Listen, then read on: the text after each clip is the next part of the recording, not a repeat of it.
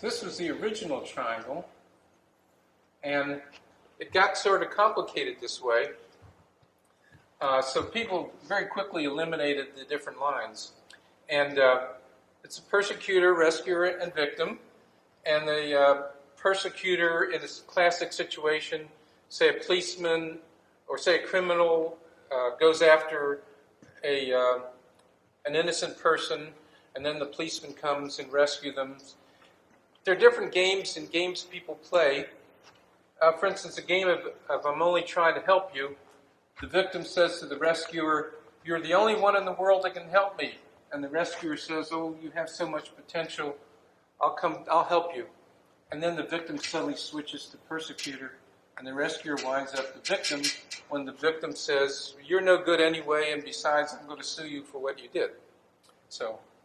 But originally the triangle had all the different lines in it, and originally the triangle actually had a fourth point to it, the trickster, because I got to the triangle by doodling lots of different notes about sports, how people change roles in sports, how they do fakes and things.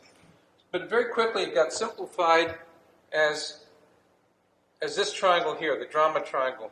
Eric Byrne named it Karpman's triangle. In surgery, there's a place where you go in and do surgery for the appendix, which is called Hasselbalch's triangle. So he named it Karpman's triangle, and it caught on. The triangle was my baby, so it was up to me to work on it and develop it. So the first thing I had to do was to clarify that the transactions go on the line, like the victim says to the rescuer, and the rescuer, you're the only one that can help me, and the rescuer responds. And then I had to draw the switches on the outside. I had to keep those clear. So I drew the switches on the outside. That was the first addition I did to the triangle, just to clarify it. But always from the very beginning, I thought of the triangle, the different corners, as actually being energy. Like you could have positive or negative energy on each of the corners. And I called it the OK triangle. Now some other people have written up variations of that. My first step after this was to use what I called the 10% rule. That any time that you're a persecutor, there's at least 10% of good, caring in what you're doing, and 10% of victim. Perhaps you're put in the position of having to be aggressive. So I used there's at least 10% of behind every role in the triangle. And that's to keep anyone from being heavily labeled as only victim, only rescuer, or only persecutor. The next thing I did was what I called the compassion triangle. Now, this is the next major step. And I, for myself, always just put a plus in the middle. But I'm sure some religious people might maybe sneak that down just a little bit like that. So anyway, now what this means is that if you're going to have compassion for someone in the game, you have to see that all three roles are involved at the same time. So that means that there's a three-dimensional way of looking at games. And if you only see someone as a persecutor, you're really missing the richness of what's going on. So the way I draw it is I put in parentheses the unappreciated roles, or the roles that you don't see. So one example in business, say the boss is yelling at the secretary who's doing something wrong and making the business look bad, but secretly he's a rescuer because he could fire her, or he's a rescuer but doesn't, or he's a rescuer because he's trying to teach her high standards. Also, he's a victim because if the production at work isn't going very well, he could get fired. So, and by yelling at her, or by driving her to the point that he yells at her, he winds up looking bad in everyone's eyes. So anytime a person plays one role in the triangle, they're actually secretly playing all the roles. Let's look in the alcoholic family at the codependent. Secretly, the codependent is always helping, covering up for the alcoholic, not letting anyone know what's going on, or buying drinks even for the alcoholic. But secretly, the codependent is also the persecutor, because she's the enabler. She's somehow keeping the game going, and she's also secretly the victim, because she's trapped in a situation and she won't leave because of other advantages she's getting, or she can't leave. And then classically in the psychological literature, there's an identified patient in a dysfunctional family. So you wonder, well, how could this identified patient be a rescuer or persecutor? Well, the identified patient serves as a lightning rod, where everyone's anger can be diverted onto the identified patient, the victim, and that way keeps the family together, because the parents don't split, they don't leave, because they have a scapegoat. But secretly also the identified patient is a persecutor, because whenever you try to fix a dysfunctional family, the patient can make it worse and worse and worse, and get everyone confused, and no one able to do anything about it. Sometimes I have a triangle which I put like this. It's like an iceberg. And you might look at someone who's only a persecutor, but not recognize that underneath the surface, they're a rescuer and a victim in the situation. So, if a man says to the woman, I'd like you to change something, and she comes back at him as if he's a persecutor, and says, quit picking on me, why are you always telling me what to do? Well, she's not recognizing that he's secretly a victim to her, that there really is a problem there, and that secretly he's a rescuer, because if she changes somewhat, then he's happier, she's happier, and the relationship is better. So there are a lot of different variations on the triangle that I've gone through. If someone is trying, with a don't think injunction, is trying to defeat reason, they'll go inside. And they'll go inside, and they'll be self-sabotage. And they'll say, I can't win. They'll say, I'm going to beat myself up over this. Or they'll go into self-defeat, and they'll say, I can't win, I'm no good, I've never been any good. And that also defeats your attempt to discuss things with them. Or they can go into an internal rescue, and that would be self-denial. And they'll say, this is his fault, he shouldn't have told me I was the problem. But when going inside oneself, into one's own feeling, it stops the thinking that's going on, the problem solving that's going on. Which then brings me into the next version of the triangle, which has to do with looking at the inner triangle. That when games are going on, let's redraw this. When games are going on, there's also an inner persecutor, an inner rescuer, and an inner victim. So the games are going on the social level out here, but in here, there's a psychological level.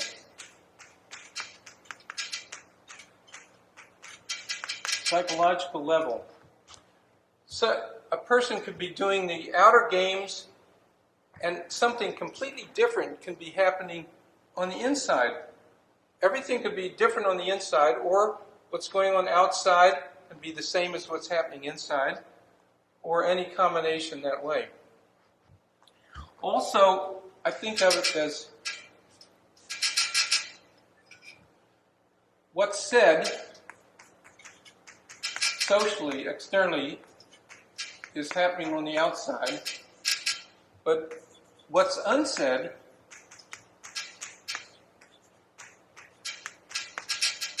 I better spell this correctly because it might go on YouTube.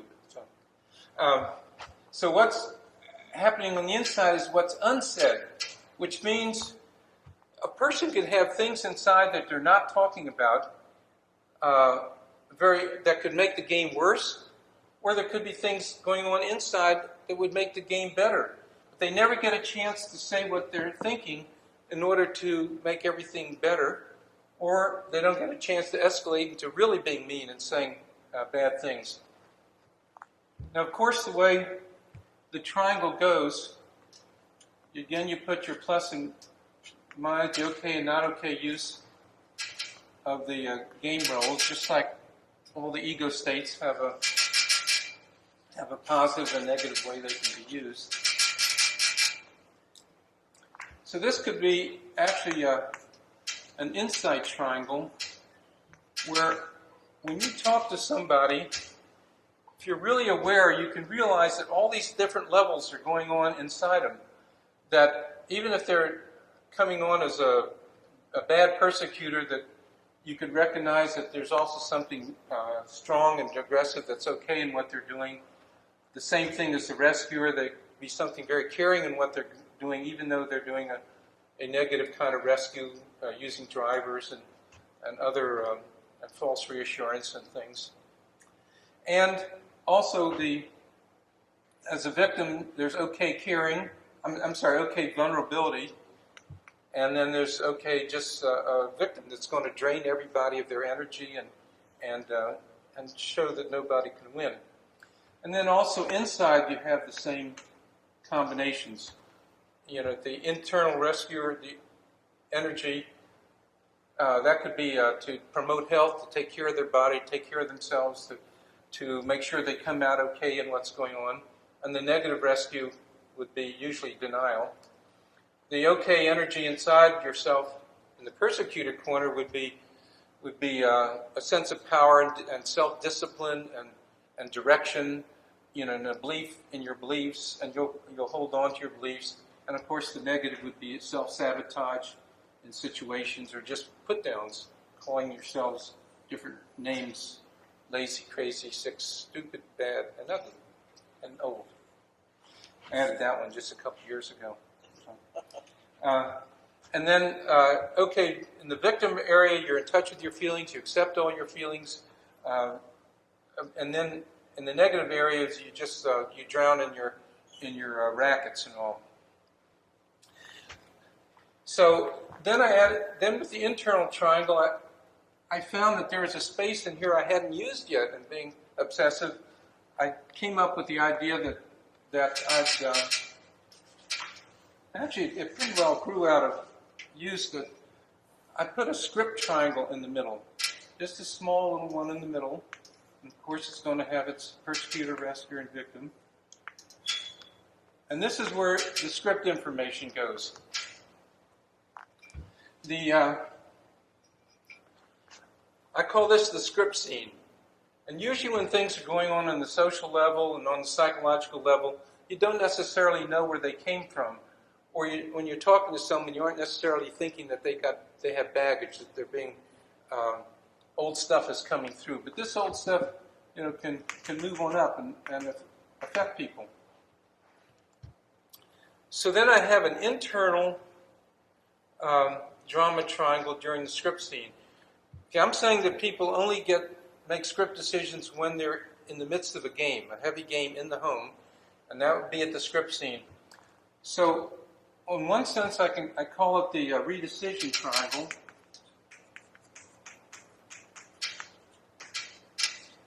In which, usually in redecision, you ask a person, how do you feel? And then you say, what did you believe, which would be the victim? And then, what did you believe about the world at that time? And that would be a rescue. You'd form a protective belief about the world that would protect you in the future. And then eventually you would go over and make a don't injunction out of it. Another way of looking at it would be that The victim would be down here would be the rackets. Up here would be the drivers at the rescue position. And over here would be the injunctions at the persecutor position. And that sort of wraps up neatly the script positions in the triangle. And there are exceptions and so forth. But so that, I would call that the redecision triangle. Now, there's something else that's going on in the script scene, in that this is going on inside the scriptee, the person being scripted. What's going on outside is, why in the world is this child going to accept these script messages? So as a victim, the child is accepting them through attribution or just naivete or innocence or passivity. They just accept them. As a rescuer, they could accept the script messages to help the parent out, to make the parent look good, to go through the world championing the parent's point of view. I think at one time Eric Burns said that when a little child is taught something by the parent, and then they spend the rest of their life trying to prove to the world that their parents are right. And then what would be a persecutor reason for accepting the script messages? And that would be revenge. That would be to get even with the parents. And then I call that the transference triangle, because it has to do with, although the transference can also come internally. So I call that the transference triangle on the external side. So I did go one step further, though.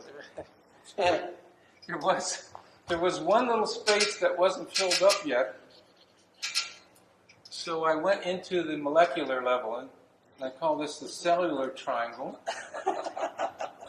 And at that point, there's no more space. However, someone in the audience said, "What's in the middle of the space? Is that the soul?" I thought, So what happens in cells, one cell, let's say the serotonin cell, produces the substance called the producer, or the sender, and then the receiver cell. These are cells, because I'm talking about transactions. So I'm going to say cells. I'm not going to say chemicals. So a maker cell at the persecutor level, at the organic level, makes it the tissue, say serotonin, makes it the substance. Receiver cell takes it in, but then you have to have the inhibitor cell, or the oxidizing cell. It has to come in when there's too much serotonin or there's not enough serotonin. So you can either attack the producer cells so that it won't make so much serotonin, or you can attack the receptor cell and block it so that it doesn't receive the serotonin, so the serotonin stays in the system. That's why it's called the SSRI, the selective serotonin reuptake inhibitor. So this receiver cell won't take in as much, is blocked from taking in so much serotonin, so more of the serotonin will stay on the surface. So now I watch on public television that from Einstein on, they're trying to come up with this unified field theory of magnetism and electrical energy and gravity and all. Well, I'm going to call this the unified field theory of psychology, the drama triangle unified field theory of psychology, because it goes from the very cellular level all the way up to the transactional level. And at that point, I've done everything I could